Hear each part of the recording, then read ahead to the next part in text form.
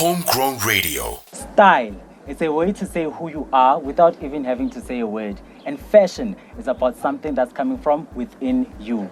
Welcome to Homegrown Business with myself, Kabelo Khanye, the gifted child, God's golden boy, the Supernova, where we bring you the best entrepreneurs ever. And today we have a fashion lover's gift from God. Today we have the founder and director of Suit Lux, Xolisa Interview. Yeah, man. Welcome to the show, bro. Thank you. It's an honor, man. It's an honor to be here. So good to have you here. And you know what? Today, because I knew that I was going to be sitting next to a fashion designer, I really needed to up my game, you know. So hopefully there's no fashion police that's going to come my way. Do you approve? No, I don't, man. I can't promise that. Ah! I can't promise that. Yeah. Okay, that's fine, bro. Yeah. Welcome. So I really like to take it to the beginning, you know, where it all started. I know you were born in Eastern Cape in Mthatha. How was life back then? I always say this to people, right? Growing up to Eastern Cape, I feel like it was a very important part of my life. Mm-hmm. I got to learn a lot of stuff at a very young age. Yeah. By at the age of 7 or at the age of 8 or 10, right? I already knew how to milk a cow. And I already, before I go to school, we had to wake up very early in the morning and take the sheep to wherever they're supposed to eat, and then or sometimes where they get the treatment, maybe monthly treatment and stuff like that. So I feel in everything that I do, I always reflect back to that to say that taught me patience, that taught me commitment, knowing that I have to wake up and do 1, 2, 3 before I go to school. Even when I come back from school, I have to go and collect the cows from the butchers and make sure that they're locked up, and stuff like that. So growing up in the Eastern Cape is like it was a genuine struggle, right? Yeah. Going to school, like I'm one of the kids that used to go to school with my school shoes torn apart, and then you used to use to use the wire to combine the shoe. You understand? Because it was rough, man. And then it would walk a very long distance. I'm not good with estimation, but it was a very long distance to school and coming back, Sure. But growing up in the Eastern Cape, more than everything, because even when I drove in here, what I loved, it was shucks, it's a farm setup. I have a special relationship with the farm setup. So I think one of my dreams is to live in the countryside. Yeah. I'm in the Barbs right now in Senton, and it's not really my favorite place. I love the farm side. I love the sanity. I love the scenery, and all that. So yeah. And surely it groomed you for the best years of your life, Best, right? Yeah, definitely. Sure. And so you moved to Carltonville. Yeah, and then I think when I was about to do, grade 1, 2, 3, I can't remember, right? And then we had to move to Carltonville. My dad was working in Rustenburg, so my mom was staying in the Eastern Cape. The old culture, where the man is going to work at Gauteng, then you remain in the rural areas and stuff like that. And it was 4 of us. Actually, it was 4 of us at home, and then we had to come and stay with my grandmother in Carltonville. When they say it was for, the education in the Eastern Cape is relatively known to be a poor education, right? Yeah. So apparently my grandmother's idea was let the kids come this side to get a bit of a better education, right? So we moved to Gauteng, Carltonville, in a small town called Kutong. Yes. So then when did your love of fashion start? Is it something that's from home, that's running at home, or you were the only one who was just into sewing? Definitely, I'm not the only one. I'm not the first. In my family, there's a history of fashion designers. I feel like my family has a very special special relationship when it comes to cloth and assembling the cloth, making outfits. So I'll take it back. My grandfather was a tailor. Sure. In fact, not just a tailor, he was running a tailoring company because he had people working for him. Oh, wow. Right? And then my mother is still a tailor. My mother does dresses like your traditional dresses, mipaka and all that, and she's still good at that, right? And then my grandmother is a retired tailor. Wow. Yeah. That's beautiful. It runs at home. Yeah, it runs. So you know it from home. Yeah, I know it from home. For example, my mom, when she's taking measurement, I used to write down the measurement, right? Yeah. So she, like my grandmother, also used to give you a small responsibility. Hold here, let me cut. This is, you get to learn as well while during that process. Sure. Yeah. And then you went on to study at Val University of Technology, Yes. and you studied business management and marketing, right? Yes. Why did you study that as opposed to studying fashion? Shucks, right? So with me, I was stuck in two things, right? I have a bit of confusion when it comes to fashion, right? I have like a lot of friends that studied fashion that I was with in university when I was doing my marketing, right? Sure. And I actually realized that they teach them how to assemble, they teach them the craftsmanship, right? Yeah. How to come up with the product, how to produce the product. But the downside of it, they don't teach you how to sell the product. Yeah. So as a matter of fact, is that you're expected to go and work at the production company. They don't equip you to start your own brand, right? Yeah. That's why you find people so talented from school. Their workmanship and their craftsmanship, it's so top tier, but their product it's not really out there. That's why when you come across such a product, it's like I don't understand why we don't know about your product. Yeah. Understand? So I just feel like on the fashion design there should be a module which is marketing to equip the fashion designers to be able to sell their product after they've completed the degree or the diploma or whatever the case might be, right? So to me, I had to go for marketing because I already knew style. At the age of I always use grades because that's how I remember things. I don't use age. So by the 7th grade, I already knew how to alter my school clothes, how to alter my shirts, and know how to turn my normal button shirt to cuffling shirt. Understand? Sure. So with me, it's like, okay, I feel like I have a light on what is the fashion design, right? And how to assemble things and how to be stylish. For example, I think I took this from my mother. There's a client just last week, right? Yeah. He sent me his photo. He's based in Durban. So he couldn't come through for measurement. I said to him, send me your photo. I think I'll be able to estimate what your measurements, right? Just my phone is over there. I was going to show you. And then we took that risk and we made the suit fit him. Send me a photo back and it's very heavy. So I have this thing of like knowing that by looking at you, I already know that your shoulders are 44. Wow. You understand? And I already know that your chest, we can do it after the year. By looking at you, I can estimate that your chest is probably 89 centimeters. You understand? So I just have that gift. So with me, I was like, okay, now it just lies on how I'm going to sell this product. Let me start marketing. Wow, that's great. It comes naturally. Yeah, so it comes naturally. So then you started your business. We know how hard it is, you know, if you have a talent and you have to go out there and hustle and knock on the doors. For you, how did your business Suit Lux start? So with me, I would say it's God, man. Believing in prayer and patience and keep on trying, never giving up. Yeah. I think it's what carried me, man. And I'm one person, like I'm a risk taker, and I'm patient enough. So I always say this to people, my patience comes from my mother gave birth to me after 10 months and a couple of weeks. After 10 months and a couple of weeks. I'm not a 9-month baby. So I stayed longer. So I always take this back to where I come from. Which means working with me, you need to have patience. I take my time. I took my time in my mother's womb. Even us, before we make this interview, I think you guys, we have been planning this for about 3 months. Sure. You understand? I know, and then on top of that, when my mother delivers me, doesn't deliver me in the hospital. I was born in the Ronval at home. I was born at home as well. Understand? So it's like I take time. Even when I come differently, and I make sure that I come stronger, and I do it against all odds. Yeah. You understand? Whereby usual people is like, yo, like you have to go to the hospital, but my mother gave birth to me in the Ronval. So that's how I always read. So going back to your question to say, how did it start? How did it start? Right. So I'm fresh. So this is how I started my business in varsity. Okay. Right, I didn't have any allowance and anything, so I was in varsity with a sports bursary. because I'm a very, very good soccer player, right? Oh, wow, like I'm that's really nice. good. All I thought I would be in my life, I was going to be a professional soccer player. Yeah, unfortunately, that did not happen. But also, I like that talent funded me to be able to study what I wanted to study, because I was studying through sports bursary. Yeah. You understand? So in varsity, I used to rock up my suit. I would buy my suit in Small Street, Johannesburg.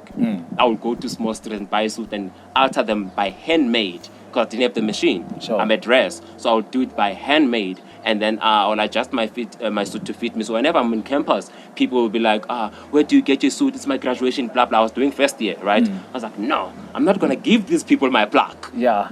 I might as well make business out of this. Sure. So it's like, okay, you give me money, I shop for you, I alter it to be a perfect fit, then you have your graduation outfit. Wow. That's how it started. That's Then how I it did started. one guy graduation, they recommended other guys. So every graduation season, the first quarter of the year, the graduation, and then the last quarter of the graduation season, I knew that I was the guy. So people came to me, people knocked at my door. Yeah. And then fast forward after varsity, I was like, okay, I think I want to do this for real.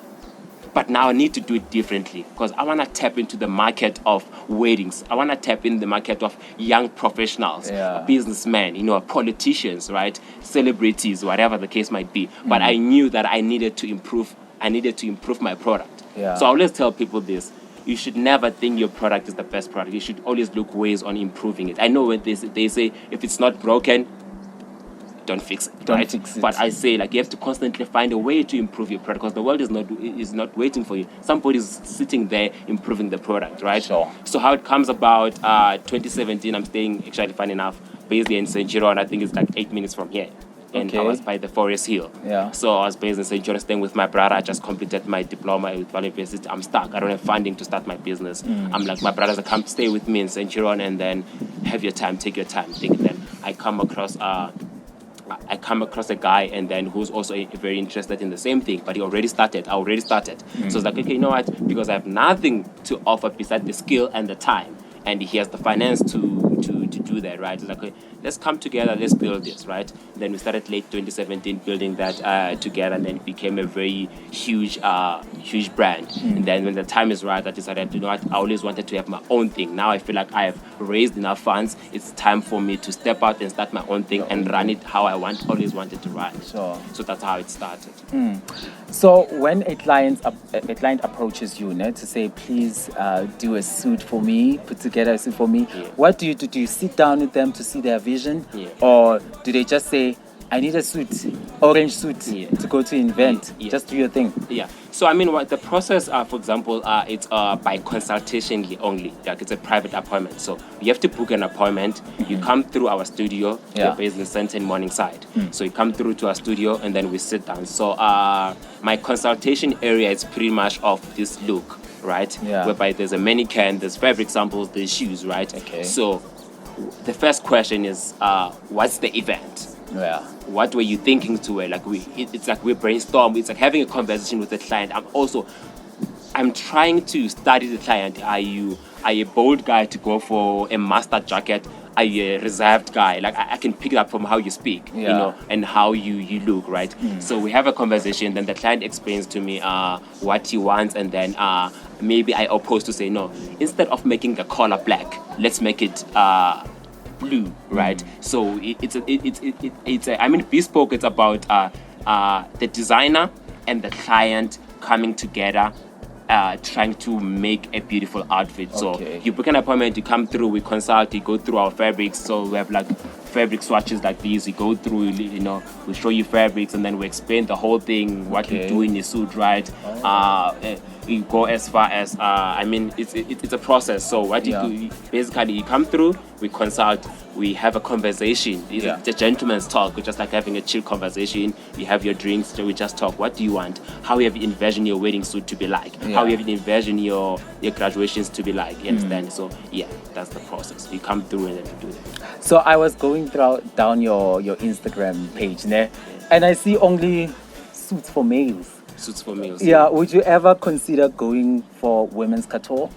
Yeah, I mean, we're looking into launching that next year, right? Yeah. But however, we currently do suits for female. Okay. Yeah, we do suits for female, but also like we're planning to launch that around Jan or Feb. So whereby we'll be doing custom made heels for women, like Okay. the shoe. We already have the product. I mean, we just basically, let me just say, we're just waiting to complete the first product. It's designed now. Right now, it's under production, right? So it's going to start with heels first. Yeah. It's heels, and then we're looking to do. I mean, for example, with me, how I envision my brand, right, or our brand. Yeah. So is to say, I'm a very big person in convenience. I want the bride and the groom to get their stuff at the same place. Sure. Save them time and stress, right? Whereby you get your wedding dress and the suit at the same place. So I'm very big in convenience. So we definitely launching that in Jan or Feb. I saw again on the pictures are all over the internet. You dressed our favorite couple, Zex Bantini and Nandi. Yeah. How was that experience like? I mean, it's been a great experience, but there's a story behind that. So Yeah. that's how I say I'm one person. When working with me, you have to be patient. Sure. And when I deliver. So the twist to the story is that I met Zex Bantini 2 years ago. Okay. And Nandi 2 years ago.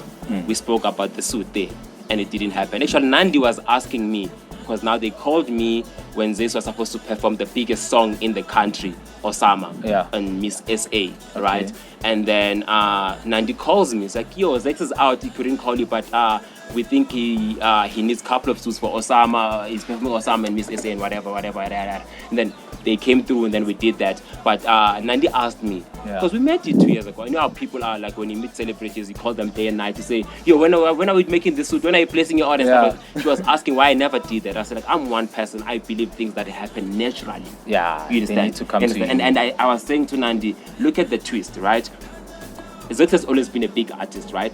But Osama, it just like came at the perfect time, right? It's like, I made the suit for Zex 2 years back. It was gonna be cool, right? But I just feel like God chose the perfect time whereby he's trending. Like he has a bigger song, and and that outfit did a very big thing for us. I mean, after that we get a lot of calls, the people coming to make that suit. We even ran out of that mint fabric. That mint green is sold out. Yeah. That's how that's the impact that the song and Zex as a brand had in our brand. And now we're actually working on something like partnership, something. Wow. Yeah, so that's we're working beautiful. on something. Yeah. God's timing is impeccable. That's what I'm saying. God's timing is always perfect. Yeah. So now let's talk about your shoes. I can see them. They're very nice. There are words here. This one, Sparky.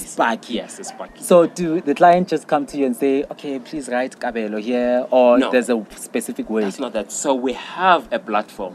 Yeah. We have a platform whereby a client comes through, and then the same procedure we do with the suit. There's a laptop. There's a platform whereby, come my guy, let's design the shoe that you want. So we get to the platform, we design, then he specifies. I mean, for example, I don't want laces, we do loafers. So these are called tassel loafers, right? Okay. So whether we're doing tassel loafers, do you want these? No. We eliminate that. Do you want these? We put theirs. And then do you want red bottom? No. What do you want? You want the countryside sole, you want the leather sole, you want the red bottom, you want the black, So it's the whole experience. It's like me and the client designing the shoe from scratch on the platform. Okay. Yeah. That's very You nice. can imagine of that, man. You're designing your own shoe. Yeah. I'm already thinking the red bottom. So is it strong, or is there other soles that I mean, there are soles that are strong. than- I mean, for example, people will attest to this, right? With leather sole, the more as time goes by, you probably need to replace because it's a bit not. I don't know if you see mine, right? Okay, yeah. You see, that's what happens in the leather sole, in every leather sole. If you don't want that, you can go for a rubber sole. You understand? Which is on a rubber sole, we don't offer the red bottom on a rubber sole, because the rubber wool means we have to be red itself. So you have an option of choosing the bottom that you want. Yeah. Okay. The sole that you want. So considering the fact that we are engulfed by COVID-19 pandemic, there are levels. How is your business going so far? You know what's funny? I probably made more money during COVID than it was normal. Really? How so? That's the funny thing, like I spent let me just say, maybe the brand, let me not make it about money. Maybe the brand grew more than it was growing during normal circumstances, right? With me, I always say this to people, right? No matter how talented you are, or no matter how your product, no matter how good is your product, right? You need to accompany it with a great service. Yeah, absolutely. You understand? Sure. So I don't, you say I'm talking to Kabelo, right? I don't care how talented you are, or I don't care how good is your product, but if you don't make me feel special, I might not come back. Yeah. You understand? Because also the product is good, but it's how I make people feel like. For example, if you go back to the Sweet Lux page and see now, I go and dress you on your wedding day. The reason why I came up with that concept is that ladies always feel special on your wedding day. Yeah. You know why? They have the makeup artist, they have the nail technicians. They Sure. they get to feel like a celebrity for a day. Yeah. You understand? The guys, what are you expected to get in the suit and go down there with them, right? So like, okay, we go there, I pull up with the barber to come and cut your hair on the same day. Really? Yeah, and I pull up to come and dress you with the colognes. You know, I mean, you can go and watch those videos on Sweet Lux Sure. to make you feel special as well. Because the idea to me is to say, we need to live in a society whereby also as men, we get to be vulnerable, right? We get to be emotional, you understand? Yeah. We get to look forward to our wedding day. Sure. And we get to be like, yo, like I feel special today, you understand? So you also have to feel special. So to me, it's the things that I do also behind the product. I go extra mile to make sure that the client feels important. For example, none of my clients carries his suit to his car. I carry a suit to your car. I walk behind you with a suit and then drop it in your car. That's amazing. You understand? So to me, I think is that people now becoming so attached to the savings. You understand? Sure. They appreciate the product. They don't overlook the product. Product is good, but also they love the savings. Yeah. Yeah. Wow, that's so inspiring. That's so beautiful, and that's so nice. But right now, I need you to look into that camera and talk to someone who has a dream to be a fashion designer like you. What would you say to them? It's not easy. First of all, it's not easy, and but also at the same time, you can make it easy. I feel like as black entrepreneurs or as black people, we need to open doors for each other, right? Yeah. I don't like that. I mean, you need to call me, say like, yo, X, I want to start my clothing line, right? And I don't know how to go about it. I need to give you. We need to stop when we achieved something, or once we entered the rooms that we thought we'd never enter them, and close it for the other black child, right? Sure. We have to leave the door open for more black children to come in. You know, I mean, that's how we boost our economy, understand? So with me, I get excited whenever a friend of me calls me and asking for a business advice. Yeah. So I would say, call people, knock at the doors. Don't be scared that guy now he dress your celebrities. You're probably not gonna answer my DMs. I mean, I make time for my DMs. Sure. I answer to people, you understand? When I can, because sometimes I get too hectic, right? Yeah. So make that call, like go to those people, you know, and also be patient, right? But going to straight out, I would say, don't give up. Don't give up.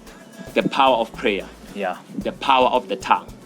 The tongue can make or break. Yeah. You understand? So you have to tell yourself that I'm gonna do this. I'm gonna be the biggest designer. Sure.